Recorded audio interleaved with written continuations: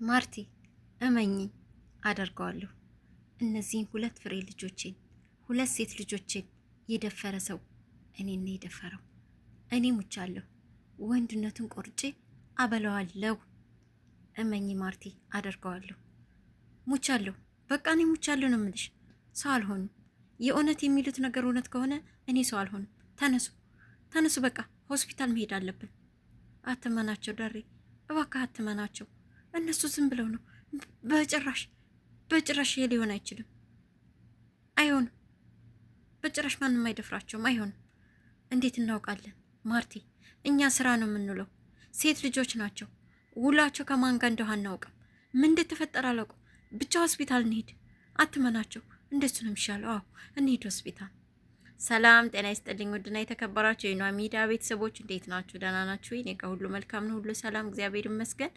ዳጣ ድራማ ክፍል 95ን ይዤላችሁ መጥቻለሁ። እንግዲህ በክፍል 94 ላይ ኤቢና ዳጣ ነፍሰ ጡር ነን ብለው የምርመራ ቤታቸው ውስጥ የሚሰራ መመርመሪያ አምጥተው ራሳቸውን መርምረው እርግዝና ተፈጥሮብናል ብለው ሁለታቸውን በአንድ ቀን የተደፈሩ አስመስለው እነሱን ሰርፕራይዝ ለማድረግ የሄዱበት ርቀት በጣም የሚያስገርምና የሚያስደነግጥ ነበር።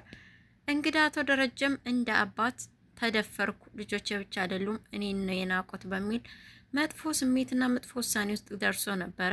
ማርታም እንዲሁ እየተንቀጠቀጠች ሁሉ ነበር። እኔ ሰው አልሆንኩም ሙቻለሁ በቁሜ እያለች እያዘነች ነበር ክፉኛና ልባቸው ተሰብሮ ነበር። ነገር ግን እንግዲህ ልጆቹ በዚህ መልኩ ነገሩን ሀዘኑን ወደ ደስታ ቀይረው 25ኛ ዓመት የልደት የጋብቻ በዓላቸው ወይም ደግሞ አኒቨርሰሪያቸውን አከበሩላቸው ማለት ነው። እና እጅግ በጣም ደስ የሚል ነበረ። ብዙ ትምህርት ወስደንበታል ብዬ አምናለሁ። በተለይ ደግሞ በዚህ ዘመን ላለ ነው፣ በትዳር ውስጥም ላለ ነው፣ ለሌሉትም ሁሉ ጥሩና አስተማሪ ድራማ ነው ብዬ አስባለሁኝ። እንግዲህ ብዙ ነገር አለው በዚህ ድራማ ውስጥ። አቶ ደረጀ በዚህ ነገር ውስጥ ሁሉ ማርታ ንጹህ ልቧን ሰጥታው ንጹህ 25 ዓመትን እያከበረች ነው። እሱ ደግሞ ሰባራ ልብ ይዞ 25ኛ ዓመቱን እያከበረ ይገኛል። ዛሬም በልቡ የእሱ ንግስት ማርታ ነች። እሱ ግን የእሷም ንግስት ደግሞ እሱ ብቻ እንደሆነ ነው የምታስበው። ግን ደግሞ እሱ ተሳስቷል። ያንን መቼም ሊቀየር አይችልም። እሱም ይሄንን ያውቃል። እናም መቀየር በማይችል እውነት ውስጥ ሆኖ ልቡ እየደማም ቢሆን ማርታን ከልቡ እንደሚወዳትና እንደሚያፈቅራት እየነገራት ይገኛል። ማርታም ምንም አላጎደልክብኝም፣ አንተ ሁሌም ለኔ ክብሬ ነህ፣ አንተ ውድ ባለቤቴ ነህ እያለች እንግዲህ ፍቅራቸውን ውጭ ላይ እራት ተገባብዘው ሲኮማኮሙ አምሽተው በፍቅር ቃላቶች ወደ ቤት ሲገቡ ነበር። እንግዲህ ዳጣና አብጌል በነገር የጠበቋቸው ያም አርግዘናል ብለው እያስታወካቸው በሚመስል መልኩ ነበረ። ጎሚት መጣ ብለው እየሮጡ ሲሄዱ አባትም ዳጣን ተከትሎ እናትም አብጌልን ተከትለው ሲገቡ መጸዳጃ ቤት ሁለቱም የመመርመሪያ መሳሪያ ይዘው ነበር። ግን እንዴትና ምን ነው የሚል በዚህ ፍጥነት እንዴት መመርመሪያ መጣችሁ የሚል ምንም ጥያቄ ሳያቀርቡ እንዴት ተፈጠረ ወደሚለው ብቻ ነበር የድንጋጤያቸውን ሄዱትና ልጆቹም እንግዲህ መመርመሪያው ላይ ቀይ የጥፍር ቀለም በመቀባት ነበረ እርግዝና እንደተፈጠረ ለማስመሰል የሞከሩት። እንግዲህ በሰዓቱ ተሳክቶላቸዋል፣ ይሄ ፕራንክ ማለት ነው። እናም እጅግ በጣም ደንግጠው ያልታሰበና ያልተገመተ ሰርፕራይዝ አድርገው አስደስተዋቸዋል። በዚህም እጅጉን በጣም ተደስተዋል። እናም በዚሁ መካከል ደግሞ አንዳንድ ጨዋታውን ለማሟሟቅ ወይም ደግሞ ጨዋታው እንዲደራ በሚል ስሜት እያንዳንዳቸው የየራሳቸው ምክንያት አቅርበው ነበር። ከዚህም እንግዲህ ዳጣ ለቤቱ ያቀረበችው የመወያ ወይም የጥያቄ የሚሆን የመጫወቻ ርዕስ እሷ የአንዱ ሰው የአንዱን አነጋገርና አገላለጽ አስመስሎ መናገር ነበር። በዚህም እንግዲህ ውሃዬ የአባቷንና የዘበኛቸውን አስመስላለች። በመቀጠል ተራው የዳጣ ነበረ። ግን የውሃን አስመስላለሁ ስትል ምጥን ስለነበረች ምጥን ደግሞ አይ የውሃዬን እኔ ነኝ የማስመስለው አለች።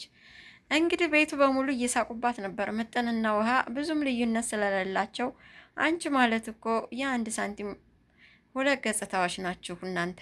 ምንም ማስመሰል አይጠበቅብሽም ማለት አንቺ እሷን ነሽ አሏት። እሷም አይ በጭራሽ እኔ ውሃዬን አስመስላለሁ አለች። እሺ ቁሚ። ከዛ ደግሞ ዳጣ ታስመስላለች። ከዛም ከሁለታችሁ የተሻለ ያስመሰለው ይሸለማል አላት ደረጀ። እሺ ብላ ምጥን ከተነሳች በኋላ እንግዲህ ምን ልበላለች ማለት ነው።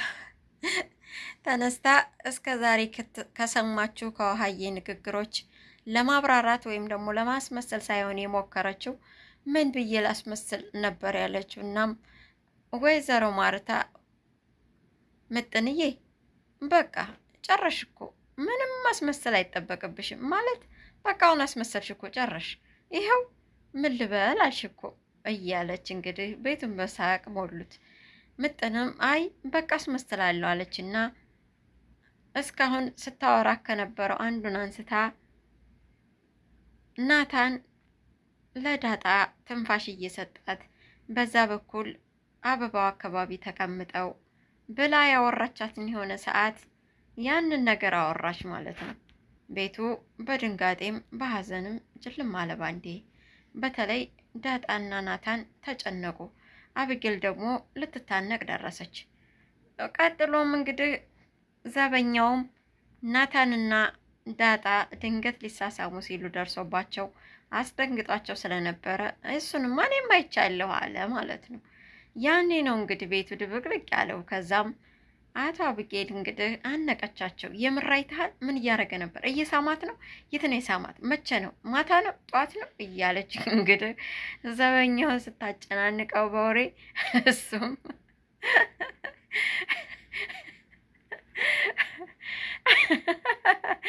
አራላቁኝ አለ ማለት ነው። አራላቁኝ አለ ማለት ነው። እንግዲህ የአብጌል የያዘችው ሰው በተማላ መላቀቅ እንደማይችል ታውቃላችሁ። እና አራላቁኝ አለ። ከዛም እንግዲህ አቶ ደረጀ ዳጣና ናታንም ምንድነው አንቺ ምጥን የምቀባጥሪው? ምንም ነገር አላየሽም ወረኛ ብለው ሲጮውባት ውሃዬም እኔ ምንም አላልኳትም፣ ይህንን አላልኳትም እኔ አለች። እነሱም እንግዲህ ሀሳብ ቀይረው አቶ ደረጀም ወሬውንና ሀሳቡን ለማስቀየር ሞክሮ በይ ዳጣ ተነሽና አንቺ ደግሞ አስመሴ ታራሽን ሲላት፣ ናታን ደግሞ አይ ዳጣ ካስመሰልሽ አይቀር አብጌልን አስመስይ አላት።